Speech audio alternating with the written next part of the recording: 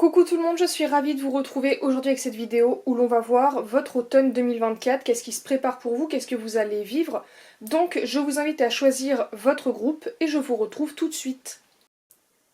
Pour commencer, groupe numéro 1, on a... Alors, nous avons les affrontements, les litiges. Donc ça, c'est l'environnement, l'élément essentiel, on va dire plutôt, de votre automne.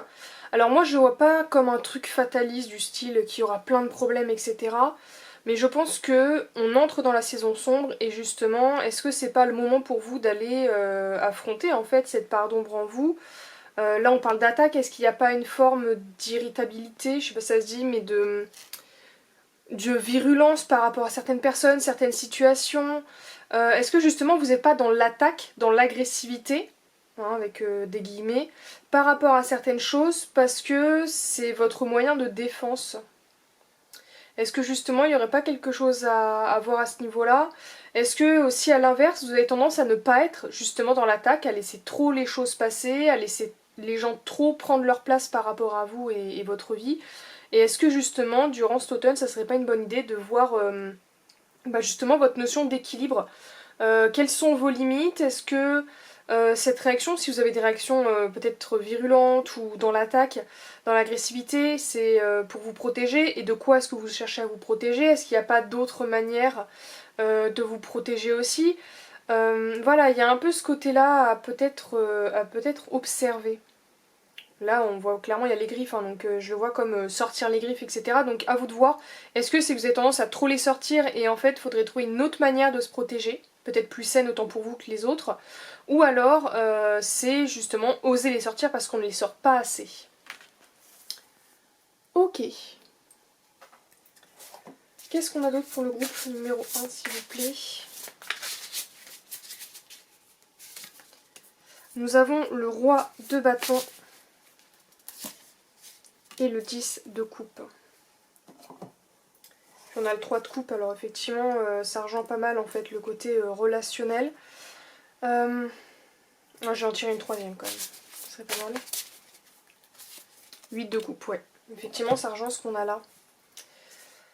Ce qui me vient, c'est qu'en plus on a le 8 d'épée en dos de deck, donc il y a une solution, mais j'ai l'impression que la solution, soit vous la connaissez intuitivement, vous savez au fond de vous que ça pourrait être une solution et que c'est une bonne idée, mais vous ne l'écoutez pas, soit effectivement vous ne la voyez pas, vous ne trouvez pas, et peut-être parce qu'il faudrait écouter en soi en fait, et se rendre compte que finalement la solution elle est à portée de main. Ce qu'on a, c'est qu'on a un roi de bâton, on a le 10 de coupe et on a le 8 de coupe. En fait, ce qui me vient, c'est que c'est vraiment à prendre selon votre situation. Mais si vous êtes dans le premier cas où vous avez tendance à être dans l'agressivité, dans l'attaque pour vous défendre, ce qui me viendrait, c'est que justement ça rejoint ça, en fait. Hein. Vous avez tendance à peut-être avoir une forme d'autorité, de tyrannie, il y a beaucoup de colère en vous. Et si vous voulez retrouver cette tranquillité, peut-être demander de l'aide à quelqu'un avec le 10 de coupe puisqu'on a quelqu'un avec nous, mais c'est surtout en quittant quelque chose. Et moi ce que je vois c'est que aussi il fait nuit ici. On a deux cartes où il fait jour, là il fait nuit. Pour moi c'est vraiment affronter ces parts d'ombre, se dire pourquoi, et ça je pense que c'est pour les deux situations que j'ai dit au début, c'est pourquoi je suis dans cette agressivité pour me défendre, pourquoi je suis tendue, qu'est-ce qui me met en colère aussi, est-ce qu'il n'y a pas une injustice, un truc au fond de moi qui réveille ça? Ou au contraire, pourquoi est-ce que je suis trop gentille, patiente avec les autres en fait? Pourquoi je n'ose pas me défendre? Il y a quelque chose comme ça. Dans tous les cas, enfin du coup je vais dire le deuxième exemple, ou alors, voilà, on parlait du fait de laisser trop passer, c'est bien d'être sympa, d'être doux, d'être gentil, mais je pense qu'il faut prendre un petit peu de force, ok? S'inspirer du lion pour se défendre, pour poser ses limites. Et ce qui me vient aussi, c'est qu'on est sur un roi de bâton, donc le bâton, il y a quand même une notion de passion, de feu intérieur, etc. Donc pour moi, il pourrait aussi y avoir l'idée de j'ose prendre position par rapport à mes passions, par rapport à mes envies, même ça fait pas plaisir à mon entourage. Voilà. Ça peut être oser dire à vos proches, bah voilà, j'ai envie de faire une reconversion, je retourne dans les études, je déménage, je me sépare de quelqu'un. Parce que c'est juste vous et vos limites en fait, et ça vous fait du bien. Mais dans tous les cas, oui, il y a une notion d'affronter et de voir votre manière de vous protéger. en fait. De quelle manière vous protégez, sortir les griffes ou non, et de quelle manière vous pouvez rendre ça plus sain. La protection, par exemple, si vous avez tendance à sortir les griffes, des fois vous n'avez pas besoin de vous justifier en fait. Juste vous faites. Vous n'avez pas besoin d'être dans l'attaque avec l'autre, vous n'avez pas besoin... Enfin déjà si vous êtes obligé de crier pour faire entendre ou respecter, c'est qu'il y a un problème. Et comme je viens de le dire, vous n'êtes pas obligé de créer un affrontement. Si les gens ne sont pas prêts à entendre ce que vous avez à dire, si les gens n'ont pas envie, bah next en fait. Faites vos trucs et puis laissez tomber. N'essayez pas de leur faire entendre un truc qu'ils ne veulent pas entendre en fait. Il y a quelque chose comme ça. Ou alors justement si il y a des gens qui veulent vous écouter mais vous avez du mal à vous exprimer sans la colère, essayez de comprendre d'où elle vient et peut-être vous faire aider par un professionnel ou des professionnels aussi pour gérer ça. Nous avons l'hydromel et le vin. Ta présence incarnée goûte le plaisir qui coule à travers ton être. Ok.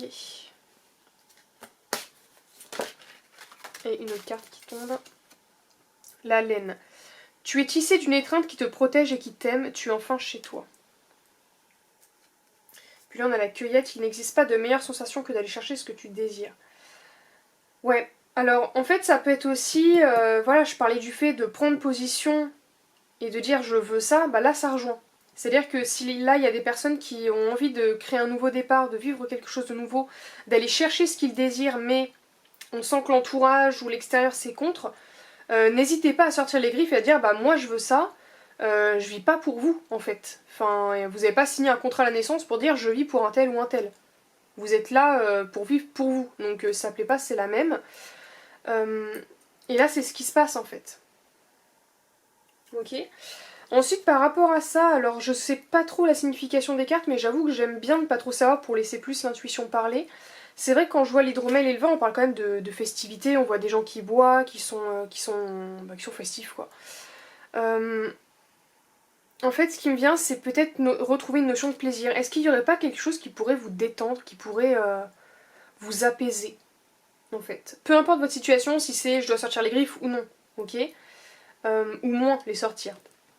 Là avec la laine il y a la notion de protection, moi je le vois comme la couverture, comme vraiment le plaid qu'on traîne partout.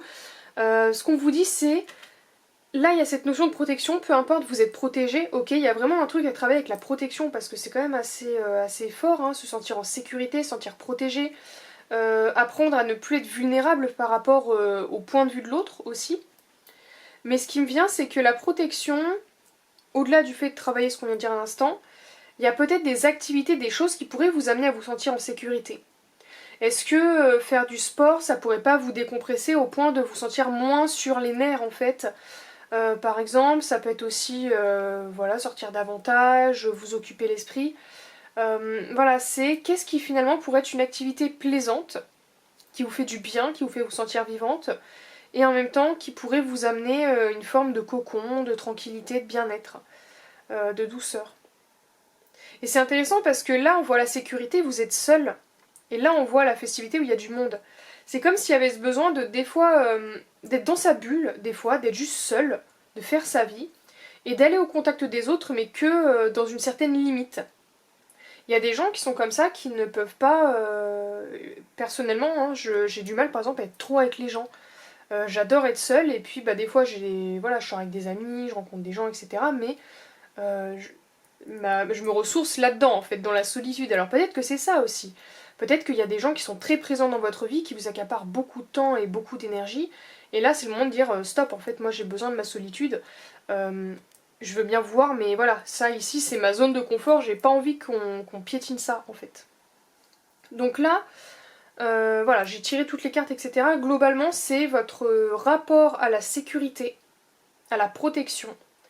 Comment vous pouvez vous protéger de façon saine et comment trouver aussi votre tranquillité même si ça déplaît aux autres en fait. C'est clairement ça les thématiques de l'hiver, enfin de l'hiver, pardon, de l'automne. Donc voilà, alors ça veut pas dire qu'il y a que ça, mais c'est un truc qui pourrait vraiment faire du bien durant l'automne. Ok, donc voilà ce que j'ai pour vous, le groupe numéro 1, j'espère que ça vous a parlé, que ça vous a plu. Si vous voulez découvrir mon travail, c'est en barre d'informations. Je vous souhaite de très belles choses et à bientôt. Pour vous, le groupe numéro 2, On commence avec cristallisation et obstacles. Ok. Alors ça c'est l'énergie de l'automne, ça veut pas dire qu'il y a que ça, qu'il y a que des problèmes, mais je pense que justement il faudrait peut-être se pencher là-dessus. Ce qui est intéressant, c'est que pour moi, cristallisation obstacle, c'est comme s'il y avait un problème qui durait depuis pas mal de temps, au point qu'il s'était cristallisé, que ça serait peut-être intéressant de jeter un coup d'œil là-dessus. Peut-être de tracer un trait sur une histoire, puisqu'on a un trait. C'est vrai que là, ça peut être aussi le 1, donc le 1, c'est vachement centré sur soi aussi. Donc, est-ce qu'il n'y aurait pas quelque chose comme ça? On va voir ça. Alors, où est bien la carte?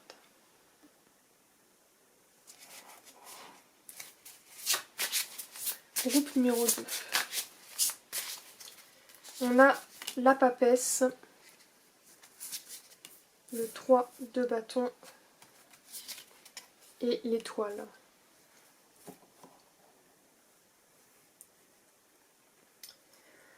Alors, il y a quand même vachement une notion de voyage. Ici on voit avec l'eau, etc. J'ai l'impression qu'il y a quand même de... Alors, soit c'est le voyage géographique, on parle de déplacement, etc. Je sais pas pourquoi je le ressens comme ça. Mais ça peut être aussi au niveau intérieur. Vous voyez, l'eau c'est les émotions. Est-ce qu'il n'y aurait pas justement pas mal de libérations émotionnelles qui vont avoir lieu durant cet automne? C'est possible. Et ce qui est intéressant, c'est qu'on commence avec la papesse qui est vachement centrée sur le soi, sur l'introspection. C'est très centré, sur le monde intérieur. Ok. Alors ici on a la grenade. J'ai lu un livre justement qui parlait de la... où il y avait une mention de la grenade. Alors il me semble que c'est lié au plaisir. Ok. Là on pourrait parler d'un nouveau projet aussi. Moi ce qui me viendrait, c'est qu'on est sur un automne où justement on se rend compte qu'il y a ça. Ok, il y a eu des problèmes. Et le problème, c'est peut-être aussi vous qui étiez dans une certaine forme d'immobilité. Peut-être que votre vie a commencé à avoir une certaine routine qui vous plaît plus, etc., qui devient pesante. Et on se dit, bah finalement, j'aimerais retrouver ce plaisir, quoi. J'aimerais retrouver un peu de piquant dans ma vie, un peu d'aventure, un peu de nouveauté. J'aimerais créer une nouvelle histoire, tout simplement. Et c'est possible ici qu'il y ait un voyage avec le 3 de bâton, mais qu'il y ait peut-être aussi des nouveaux projets. Alors soit il y a, soit c'est un projet qui restait souvent dans votre tête mais qui n'a pas forcément pris naissance et là vous allez lui donner naissance, ok. Soit justement vous allez commencer à découvrir certaines choses, vous dire ok j'aimerais bien commencer un projet, j'aimerais bien faire quelque chose, qu'est-ce que je peux faire? Et moi ce que je vois avec l'étoile c'est que vos vœux s'exaucent en fait, hein. Donc pour moi ce que vous allez lancer là c'est quand même assez prospère, c'est protégé ici.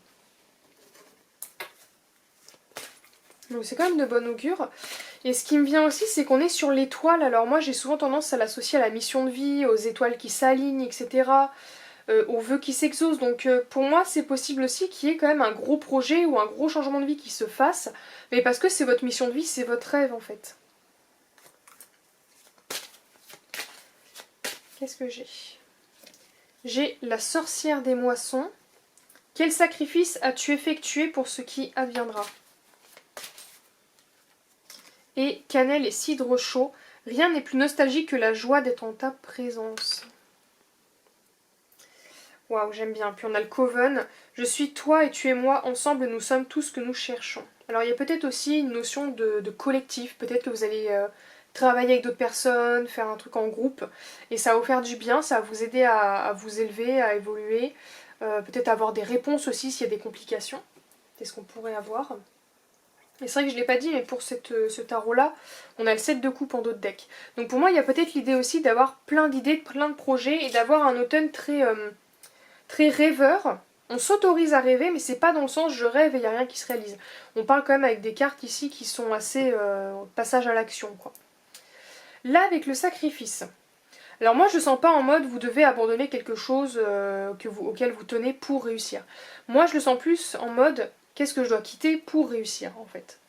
Qu'est-ce que je dois laisser derrière moi? Et du coup, ça rejoint vraiment l'énergie de ma bonne, où c'est l'équilibre entre l'ombre et la lumière, où là, justement, vous devez vous dire qu'est-ce qui actuellement fait partie de mes pardons, qu'est-ce qui ne me plaît pas, qu'est-ce qui m'alourdit, qu'est-ce qui me draine, en fait, au quotidien, et qu'est-ce qui, au contraire, avec la lumière, m'anime, me rend vivante, me rend heureuse.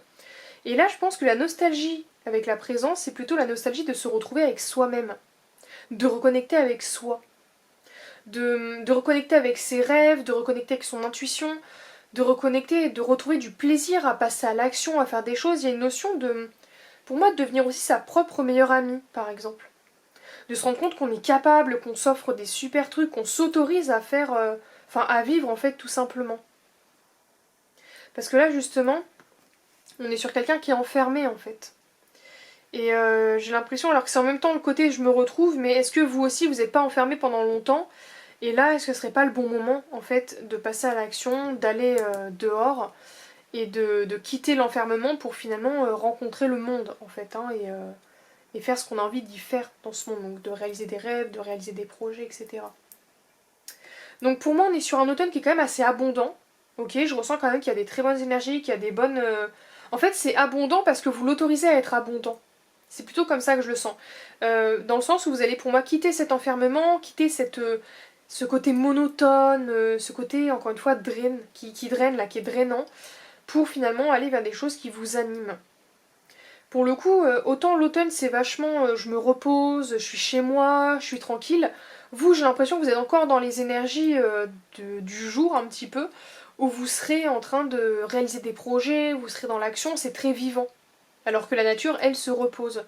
Donc c'est assez intéressant ce contraste. Mais peut-être parce que justement, durant les saisons, durant le printemps et l'été, vous étiez peut-être très au repos, vous n'avez pas forcément fait grand-chose. Ou du moins fait grand chose qui vous permettait de vous sentir bien, et là durant l'automne vous rattrapez ça. Ok, donc voilà ce que j'ai pour vous, le groupe numéro 2, j'espère que ça vous a plu, que ça vous a parlé. Si vous voulez voir mon travail, c'est en barre d'informations, je vous souhaite de très belles choses et à bientôt. Pour vous, le groupe numéro 3, on commence avec un certain instable, ok. Donc ça c'est l'énergie globale de votre automne.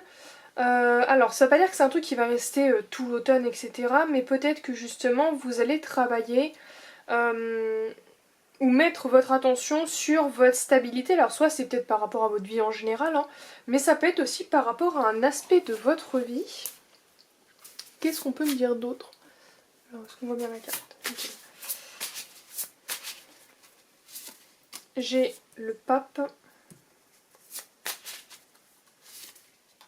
cavalier de bâton et la papesse, l'impératrice, pardon. Ok. Puis on a l'amoureux qui parle de choix, etc. en d'autres decks. Alors. Ouais, effectivement. Alors c'est vrai qu'avec l'impératrice, pour moi, j'aurais tendance à dire que c'est peut-être au niveau des finances.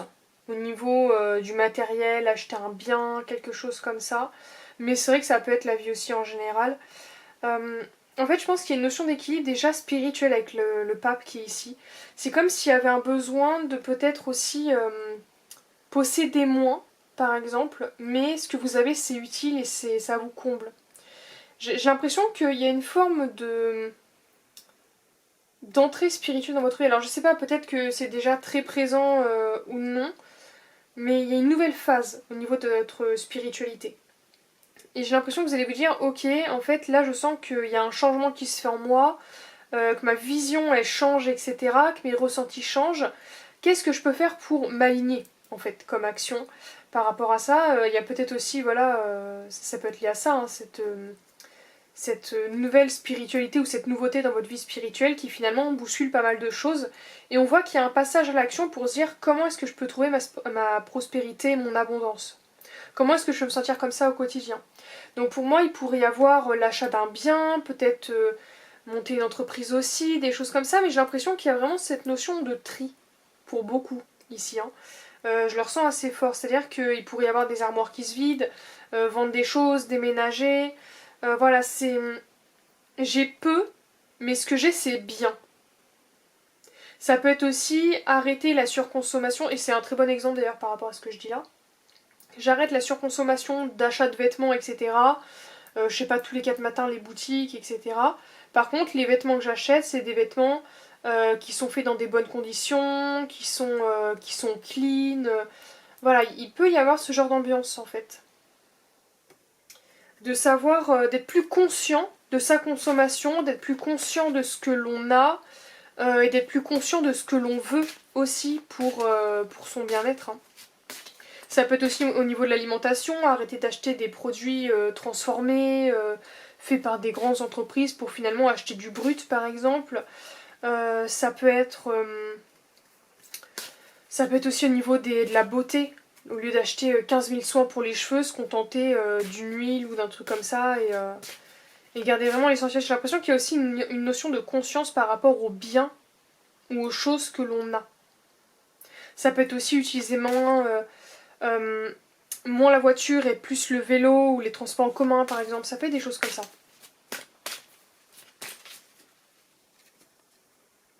Les baies de sureau.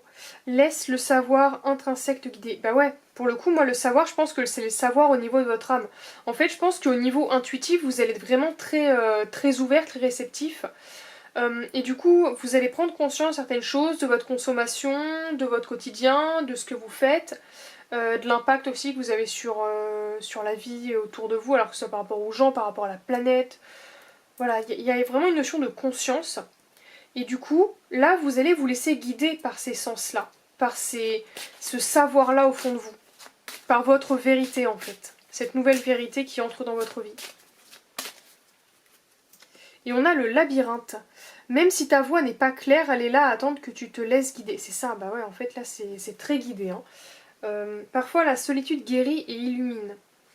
C'est possible aussi qu'il y ait un moment d'isolement durant l'automne, alors je sais pas, un week-end, plusieurs, des vacances, un besoin de se retrouver pour mettre un petit peu les choses au clair et se dire ok, concrètement qu'est-ce que je veux, qu'est-ce qui se passe en ce moment, faire un bilan déjà sur ce qui se passe, mais aussi sur ce que vous allez faire pour le futur.